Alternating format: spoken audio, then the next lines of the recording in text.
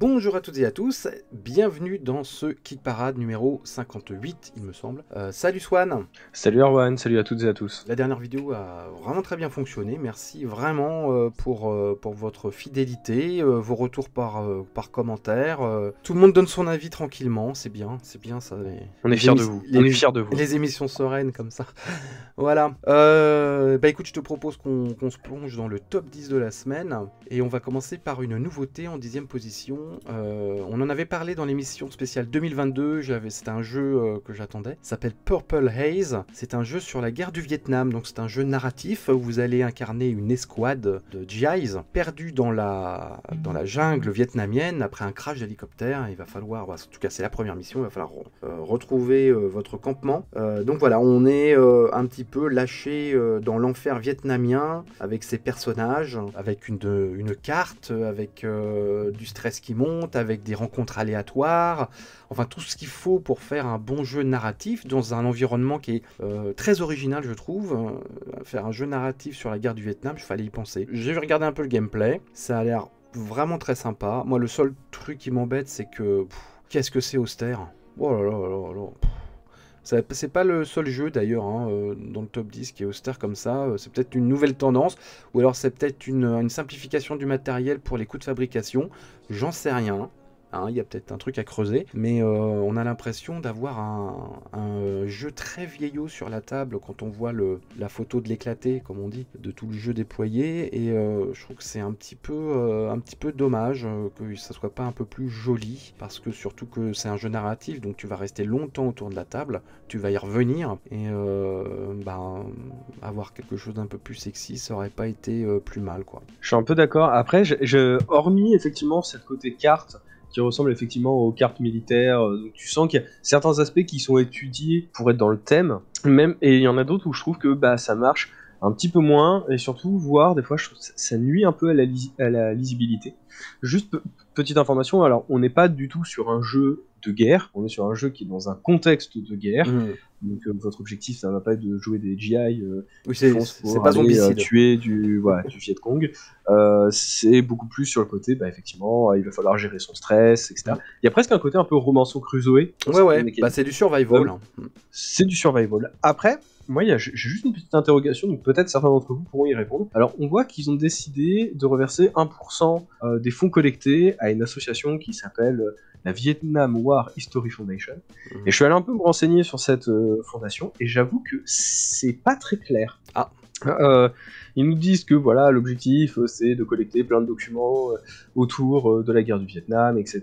Mais paradoxalement, c'est financé exclusivement par des groupes américains, plutôt Sud États-Unis, un peu patriotiques. Alors ils ont des pages Facebook, etc. Mais c'est que des groupes privés, donc il faut demander des invitations. Je trouve ça assez étrange pour une fondation telle que celle-ci, but historique, de tout mettre en privé.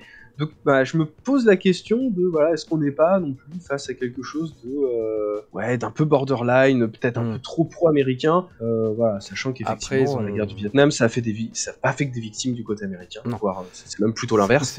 Mais donc du coup je trouve que l'intention est bonne, mais peut-être que le choix de l'association me semble pas être la plus pertinente. Après, ils ont peut-être eu besoin de cette association justement pour travailler le jeu au niveau historique, des détails. C'est pas impossible. Voilà, donc c'était une. C'est pour ça que je mets juste des pincettes, parce que j'ai pas réussi à avoir l'information, et ça me semblait un peu bizarre de galérer sur un truc aussi simple. En tout cas, vous avez sur le pledge qui coûte 65 €, donc c'est vraiment pas énorme.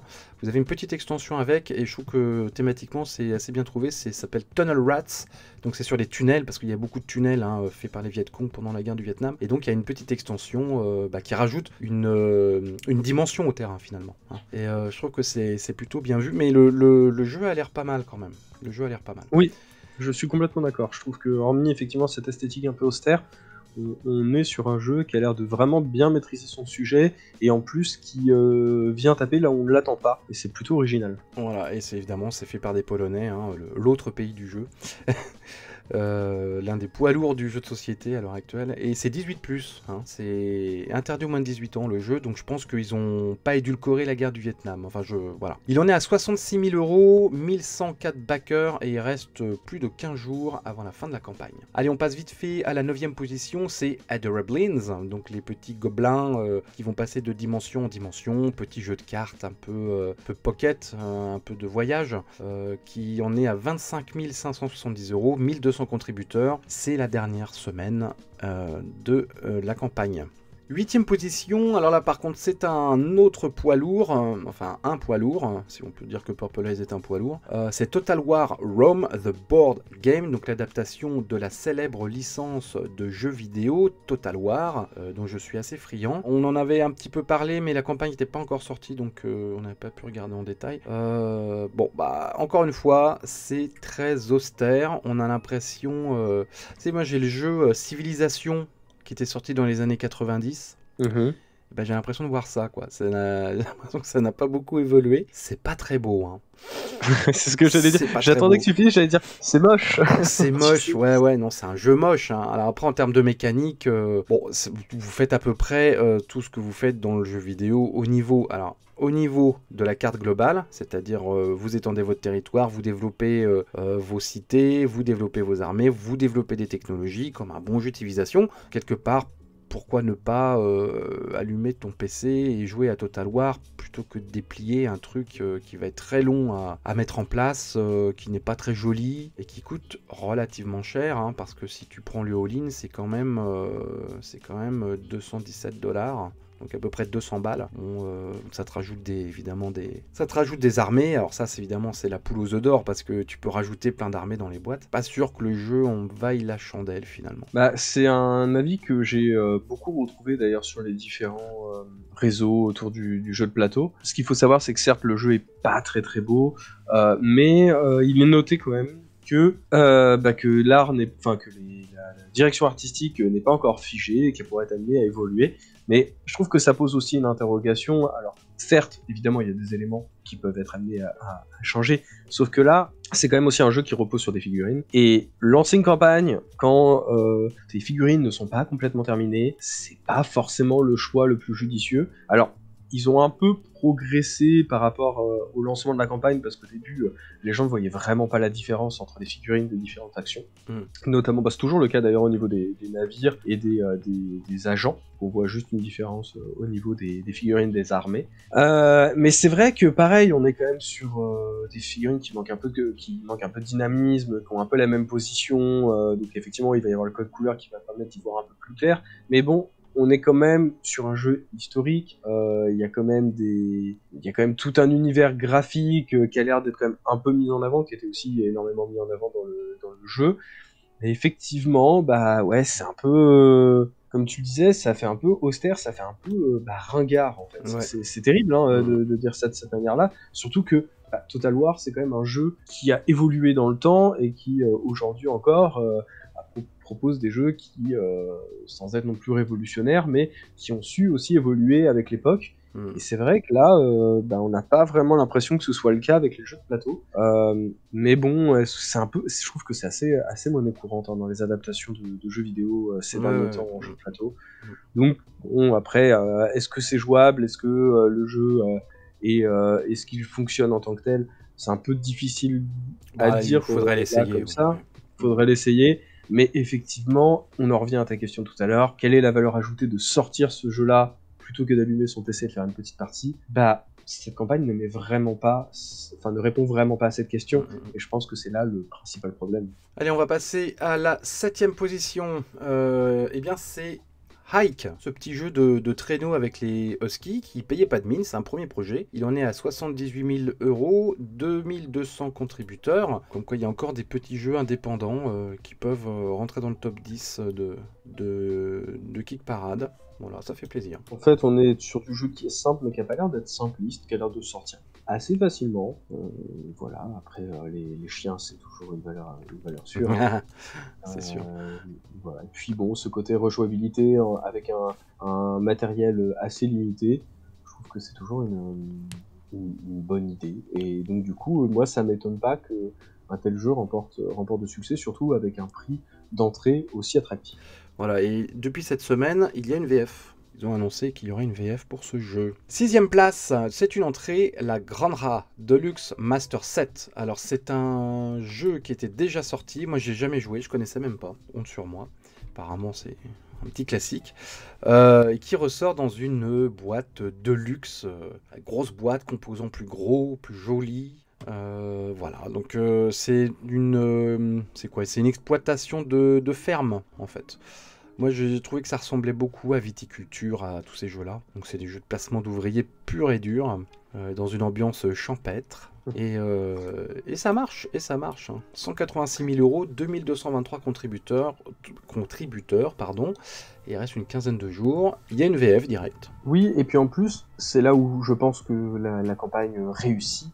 C'est-à-dire que, effectivement, ils font un petit lifting du jeu par rapport à la précédente version, ils modernisent un peu les composants, ils proposent des composants de luxe. D'ailleurs, ils proposent des petites figurines des différents bâtiments agricoles, qui a été fait par un designer assez connu dans le jeu de plateau. Et surtout, ils vont proposer des compléments à ajouter au jeu, et ces compléments, en fait, ils n'ont pas été faits par le créateur, mais en fait, le créateur a décidé de se faire accompagner de grands noms du jeu de plateau. Bon, tu vois, par exemple, Stefan Feld, pour ne citer que lui. Ouais, qui fait une petite extension. Ouais, qui fait un petit module qui peut s'ajouter ou pas au jeu. Et donc, du coup, il y a un vrai côté coopératif, pour le coup, mais pas coopératif pour les joueurs, coopératif pour les auteurs. Et je me dis, tiens, c'est original, et je trouve que c'est sympa d'avoir un jeu comme ça qui est dépoussiéré par pas mal d'auteurs qui décident d'apporter leur touche, leur petite spécificité. Et donc, du coup, bah, effectivement, ça donne une valeur ajoutée à un tel projet. Après, c'est vrai que c'est cher. C'est marqué de luxe, hein. Ouais, mais bon, Deluxe à 151 €, et ça, c'est sans ce qu'il va falloir ajouter en plus. Je trouve que un jeu comme ça, normalement, sur le marché, même là, tu vois, même le prix d'entrée à 80 €, un jeu comme ça coûte pas 80 € dans le commerce, quoi. Non, c'est vrai que c'est ça, c'est coûte cher. 60, 70. Là, 80, et encore, et ça, c'est vraiment pour la version de base, mais avec tous les jolis composants, etc. Je trouve que 150 €, c'est peut-être un peu cher, et c'est pas réservé à toutes les bourses, malheureusement. C'est ça. 5e place, il n'a pas bougé. C'est Yucatan, 221 000 €, 2474 contributeurs. Ce sont les tout derniers jours de la campagne. Bon, écoute, il aura, on va dire, marchouillé. Marchouillé, on est un petit peu cruel, parce que 220 000 €, c'est quand même pas mal du tout. Mais c'est vrai que je pense que c'est un jeu qui avait quand même un gros potentiel. En tout cas, je pense qu'ils avaient pas mal d'ambition, parce que quand tu commences à faire de la belle figurine, c'est que tu as beaucoup d'ambition pour ton jeu. Là, ils viennent de sortir cette semaine un tapis néoprène. Enfin, ça, c'est toujours la petite arme secrète pour rebooster tes backers, le tapis de jeu. Ça fait partie des armes des éditeurs. Je trouve qu'aujourd'hui, surtout pour une boîte comme Matago, pour laquelle j'ai beaucoup de respect, demeurant, je trouve qu'ils ont vraiment fait d'excellents jeux. Leur ancienne campagne de Kemet était très très bien. Mais rajouter le solo en add-on à 25 $, ça fait quand même un peu mal, quoi. Aujourd'hui, le solo, ça devrait J'avais pas vu ça, dis donc. J'avais pas vu ça. Ouais, c'est fou. Ouais, tu regardes, si tu descends sur les add-ons. D'accord. Donc, effectivement, justement, moi j'en ai toujours à ce qu'il n'y ait pas de solo, mais j'ai loupé l'info, tu vois. Mais non, il y a une extension pour passer à 5 ou 6 joueurs. Ça, avec une nouvelle figurine, ça, on en avait parlé la semaine dernière. Voilà, ça, je comprends qu'on fasse payer, parce que c'est des composants supplémentaires qui viennent s'ajouter. Le solo, faire payer le solo, c'est quand même un peu. Ouais, c'est quand même un peu abusé, quoi. Ouais, alors, c'est abusé. C'est 15 € sans taxe, 21 €, voilà, et quand ce sera en version retail, ce sera 25 €. Ouais, je trouve ça un peu moyen. J'avoue que je trouve ça un peu moyen. Et ils n'auront jamais rajouté de page en français, je crois. Ouais, en tout cas, je n'ai pas eu l'info. Et effectivement, si on n'a pas, si quand tu viens quand tu es dans un financement participatif, si en plus il faut que tu ailles jongler de site en site pour avoir des infos, c'est que finalement ta page elle n'est pas optimale. 4e position, c'est Collab.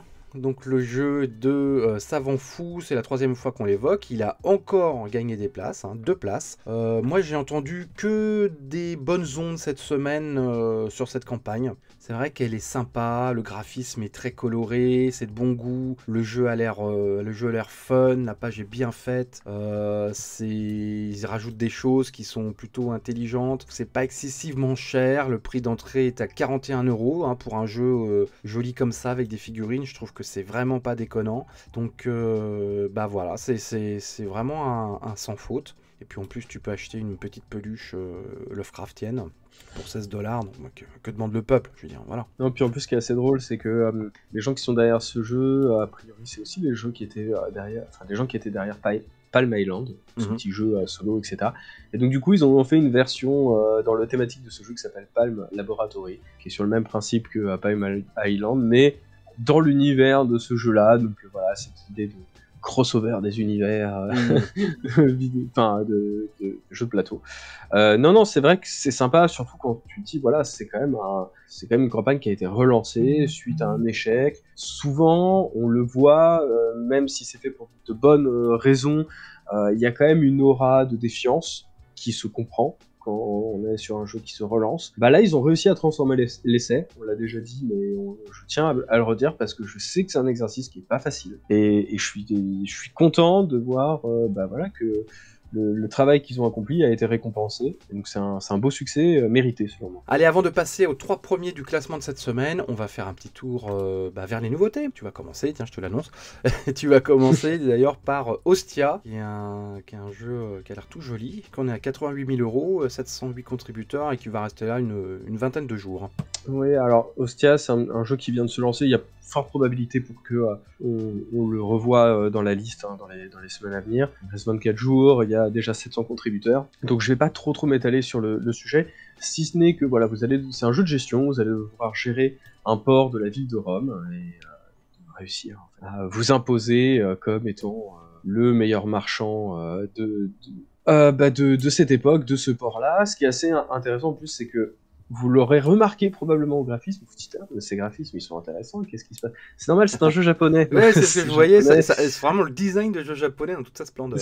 Totalement, c'était les mecs qui avaient travaillé sur Sea Garden, je crois. Je crois que c'était ça le nom du jeu qu'on avait déjà vu dans Kick Parade il y a quelques temps. Non, Aqua Garden, pardon. Aqua Garden. Qui est aussi qui a une possibilité de le racheter d'ailleurs durant cette campagne.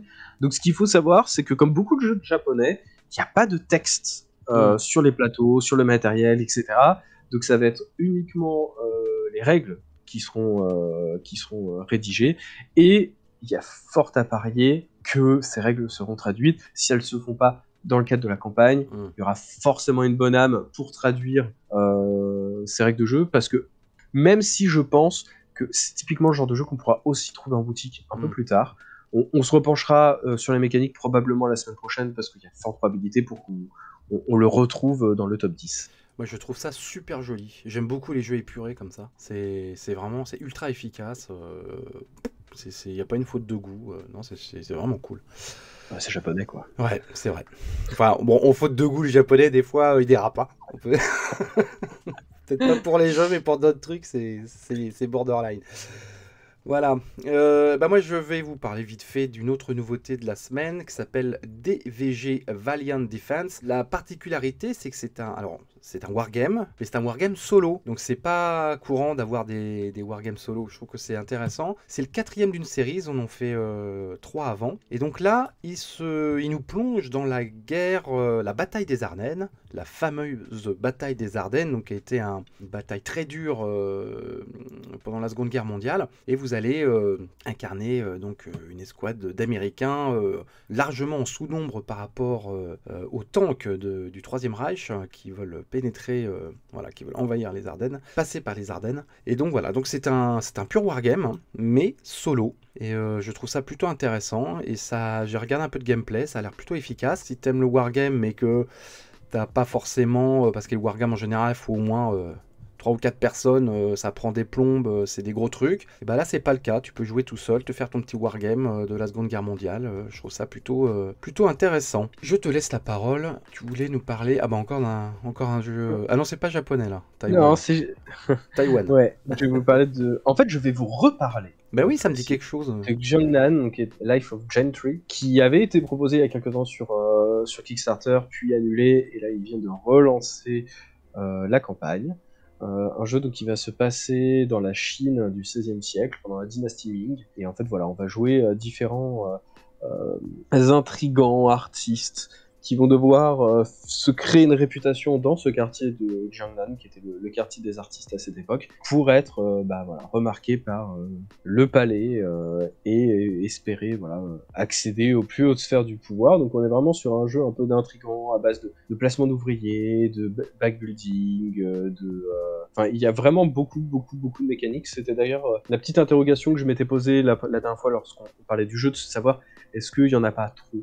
C'est une question que je garde d'un côté de ma tête, même encore aujourd'hui. Après, force est de constater que c'est un beau relancement de campagne. La page est beaucoup plus claire. On trouve des informations bien plus précises, que ce soit sur les gameplays, sur les différents pledges proposés.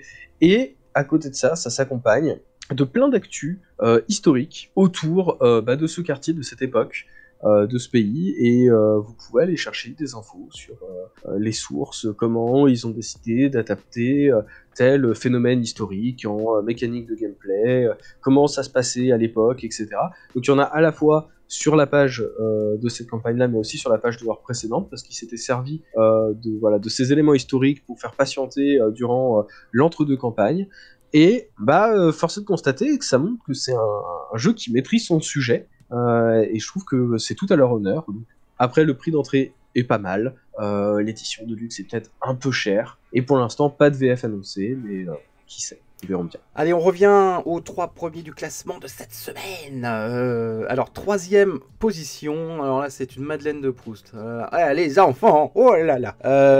C'est une entrée, c'est Thunder Road Vendetta. Ah, Thunder Road. Alors, en français, ça s'appelait Le Survivant. Et c'est un jeu qui est sorti en 1987 et que j'ai toujours dans mes armoires, les amis. Oh là là. Voilà. Je n'étais pas né, Erwan. T'as vu ça? T'étais encore dans la burne. C'est ça, même pas encore. Et donc je crois qu'il y a un petit hélicoptère, une bagnole qui est pétée, mais le jeu est encore jouable. C'est Restoration Game qui fait ça. C'est un éditeur, comme son nom l'indique, qui s'est spécialisé un peu dans les remakes de jeux, comme il y a des remakes de films. Ils avaient déjà fait Return to Dark Tower, ils avaient fait Fireball Island, et ils avaient fait également Unmatched, qui n'était pas un Kickstarter, qui était sorti directement en boutique. Mais tu as toute la gamme d'Unmatched, qui est un remake d'un jeu de Star Wars du début des années 2000. Voilà, c'est Rob Daviau qui chapeaute tout ça, et moi j'adore Unmatched, je surkiffe cette gamme. Et donc là ils s'attaquent à Thunder Road, donc Le Survivant en français, qui est un jeu post-apocalyptique dans lequel vous allez avoir une équipe de véhicules, bagnole plus hélicoptère, et vous allez vous défoncer la tronche avec d'autres adversaires, avec la particularité, ce qui était déjà très original à l'époque, c'est que le plateau évolue tout le temps. C'est-à-dire que vous avez 3 tuiles de route, et quand il y a une tuile, quand la dernière tuile, quand une bagnole à l'avant arrive à un certain symbole, ça fait évacuer la tuile de derrière. Donc ceux qui sont derrière, tant pis, leurs bagnoles sont foutues. Ils sont hors course, et tu remets la tuile devant. Et donc ça fait une espèce de route qui n'en finit jamais. C'est quasiment le même jeu, hein. Donc ils ont un peu recustomisé le matériel, évidemment. Les figurines ressemblent beaucoup à celles d'origine, hein. Je vois les hélicoptères, c'est exactement les mêmes. Il y a un petit peu plus de lisibilité sur les plateaux joueurs. Il y a plein de petits add-ons qu'ils ont mis, donc vous pouvez rajouter des motos, vous avez un add-on avec une espèce de convoi, une espèce de gros camion avec plusieurs remorques, ça peut être assez rigolo. Vous avez un add-on avec des cartes qui donnent des pouvoirs. Moi je trouvais déjà à l'époque Le Survivant c'était très efficace et assez moderne, tu vois, pour les jeux de l'époque. Et je pense que c'est ce qu'ils ont vu, hein. Ils ont vu la possibilité de refaire un jeu moderne avec Le Survivant. En général, ils se trompent rarement, hein, Restoration Game, ils ont plutôt le nez creux pour savoir quel jeu ils peuvent remettre au goût du jour. Et là, je suis plutôt assez d'accord avec eux, je pense que c'est un jeu qui a toute sa place dans le monde ludique d'aujourd'hui. Et finalement, ça permet d'avoir un jeu de véhicule post-apo facile. C'est-à-dire que si tu n'as pas les moyens ou le temps ou le courage de te mettre à des gros jeux comme Gazland ou Car Wars, voilà, que je vais recevoir dans pas longtemps, Tu prends ça, c'est un carton, ça fait que quelques jours qu'il est sorti, 450 000 €, il frôle les 5 000 contributeurs, et il reste une quinzaine de jours, donc il va certainement grimper. D'ailleurs, ce qui est assez intéressant, c'est que au début, quand j'ai vu le truc, je me suis dit, ah, un jeu de course, en ce moment, les jeux de course, il y en a quand même pas mal, etc. Et finalement, on est beaucoup plus sur du jeu de confrontation et d'affrontement que sur du jeu de course en tant que tel. C'est la course à la mort de l'an 2000. Voilà. Ouais, c'est ça, pour les mais cinéphiles. avec un... Ouais, c'est ça. Enfin, ça dépend, tu parles de quelle version? Est-ce que tu parles du remake Le remake de Paul Anderson. de Paul W.S. Anderson, Ça s'appelle Death Race. Ouais, mais du coup, ouais, j'étais assez surpris finalement de me voir parce que moi, j'ai pas du tout grandi avec ce jeu, je le connaissais pas avant aujourd'hui. Et c'est vrai que finalement, je me suis dit, ça pourrait presque m'intéresser parce que bon, les voitures, c'est pas trop mon univers, mais là, je me suis dit, en fait, on est beaucoup plus sur presque de la stratégie. Avec le jeu est fun. Hein.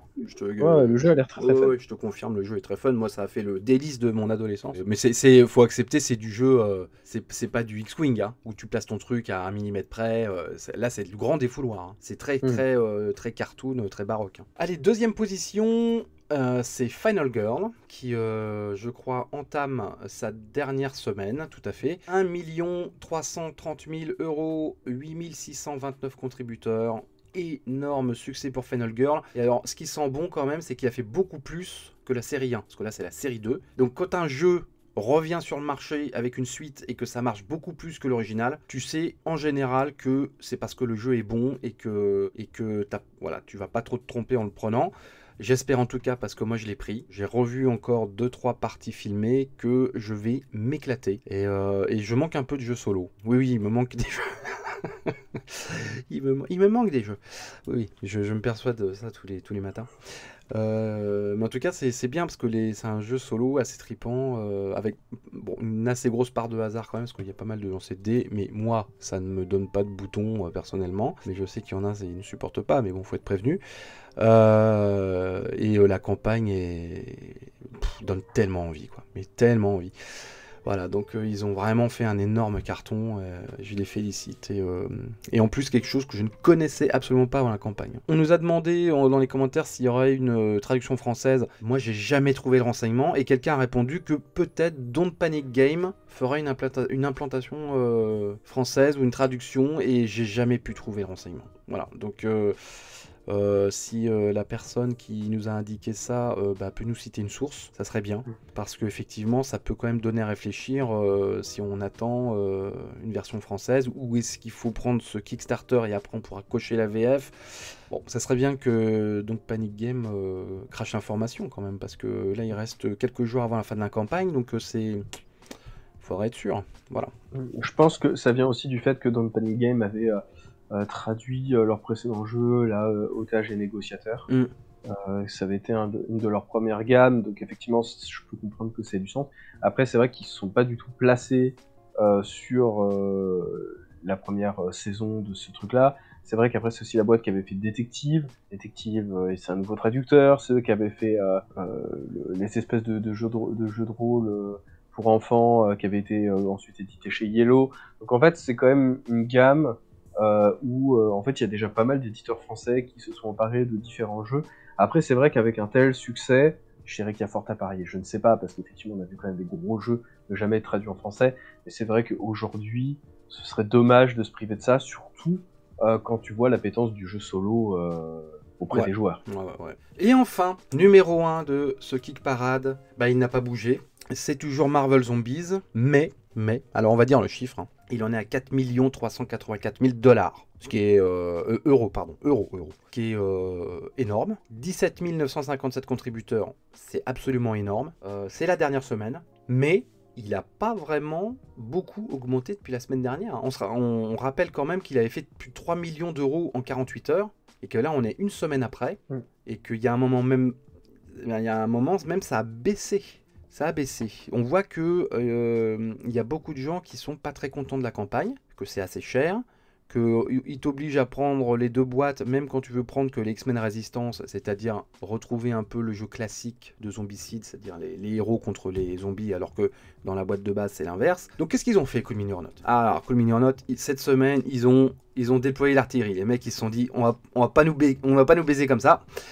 Donc Qu'est-ce qu'ils ont fait? Donc déjà, ils ont baissé les paliers des stretch goals, qui étaient à des niveaux complètement délirants la semaine dernière, parce que déjà, ils ont commencé les stretch goals qu'à 2 millions d'euros, 2 millions de dollars, pardon, et c'était tous les 500 000 $, tu avais une petite figurine qui arrivait, en plus des dailies, il y avait quand même une figurine journalière gratuite qui arrivait, enfin gratuite, on s'entend. Là, ils ont baissé, là, c'est tous les, je crois que c'est tous les 50 000 $, voire 25 000 $ pour ces dernières 24 heures. Donc, ils ont un peu lâché la bride, parce que je pense tout simplement qu'ils se sont dit qu'ils n'arriveraient pas aux chiffres qu'ils avaient prévus. Je pense qu'ils s'attendaient à faire beaucoup plus et que tout leur plan marketing de stretch goal, il a fallu le revoir à la baisse. Deuxièmement, ils ont sorti 2 extensions, 2 add-ons, donc l'un avec les 4 fantastiques et l'autre avec les gardiens de la galaxie, mais ils l'ont quasiment sorti coup sur coup, et je me demande si c'est pareil, ça devait pas attendre un petit peu. J'ai l'impression qu'il y a un peu panique chez Cool Mini or Not sur cette campagne, et qu'ils essayent de se rattraper aux branches, et que c'est pas du tout le chiffre qui leur plaît, voilà. Même si évidemment ça paraît énorme, D'ailleurs c'est un énorme chiffre, il n'y a pas de problème. Mais je pense qu'ils s'attendaient à au moins 2 fois plus. Ça, t'imagines les mecs qui sont là et se disent, oh 4 millions c'est pas assez quoi. Mais tu sais, c'est comme ces blockbusters de cinéma où quand les mecs ils font 500 millions ou 600 millions de recettes dans le monde, ils sont déçus. Parce que le film il a coûté 250 millions de dollars plus 250 millions de pubs, et que finalement ils s'y retrouvent pas, quoi. Et j'ai vu quand même qu'ils avaient proposé, je crois que c'est un pote des Gardiens de la Galaxie, qu'ils allaient proposer Howard the Duck, quand même meilleur personnage c'est Marvel, vrai meilleur film. J'ai pas vu ça. Je sais qu'il faisait un caméo dans le film de James Gunn, le personnage, mais vraiment, si vous l'avez pas vu, vous fans de Marvel, regardez-le. Le Howard the Duck de 86, c'est quelque chose. Ah ouais, c'est improbable, c'est improbable. Bon, faut pas avoir de problème avec la zoophilie, mais c'est... Mais non, c'est assez drôle de voir que le personnage revient en odeur de synthé, probablement à cause de l'aura un peu nanardesque du premier film. Après, pour en revenir à cette campagne-là, c'est vrai que c'est plein de plastoc, c'est plein de figurines. Les figurines sont jolies, mais on le rappelle toujours, soyez méfiants, parce que sur une campagne, c'est toujours plus joli que dans la réalité. Ouais. Même si Cool Mini or Not, oui, ils ont quand même de l'expérience.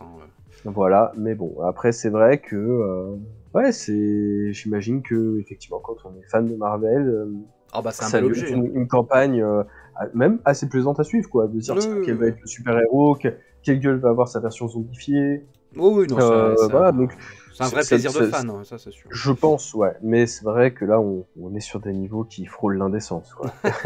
Mais maintenant le all-in là, si tu prends tout, je crois qu'il frôle les 600 $. Et je pense que la campagne va finir. On va prendre des paris, tiens.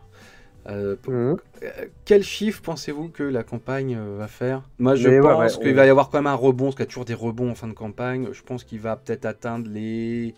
Allez, je dirais entre 6 millions et 6 500 000 €. Peut-être un peu ambitieux.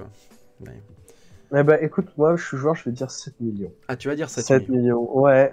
Bon, et puis maintenant prenez les paris dans les commentaires. On verra que le meilleur combien gagne. vous pensez que la campagne de Marvel Zombies va finir? Ouais.